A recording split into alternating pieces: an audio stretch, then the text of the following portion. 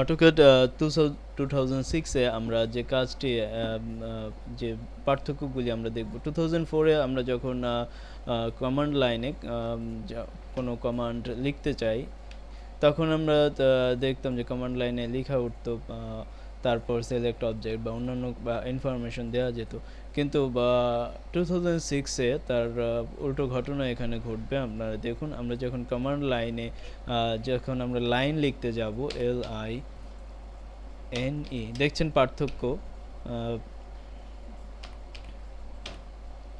স্ক্রিনে সেই লাইনটা আমরা টাইপ দেখতে পাচ্ছি সেটা আর কমান্ড লাইনে সেটা দেখাচ্ছে না।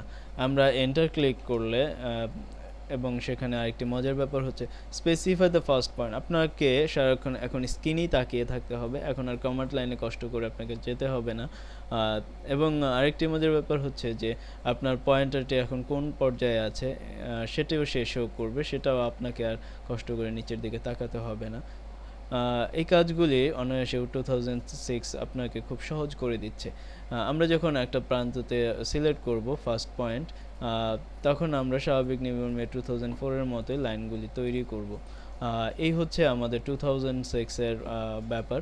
যখন আমি আরেকটি কাজ করতে যাব, এই লাইনগুলিকে মুছতে যাব বা ডিলিট করতে যাব, তখন আমরা যখন এটাকে লিখব ইরেজ করব ERAS, অর্থাৎ সেটা স্ক্রিনে টাইপ দেখাচ্ছে এবং আমরা যখন প্রথম বিন্দু থেকে সিলেক্ট করতে যাব যখন আমরা দেখব একটি শেডের মতো আসছে যে এবং স্পেসিফাই দ্য অপোজিট কর্নারের প্রান্তটি আসলে কোথায়, অর্ডিনেট কোথায় সেটাও সে শো করছে। অর্থাৎ টোটালি আপনার 2006 এ খুবই সহজে কাজ করতে পারবেন। আপনাকে সে সুযোগ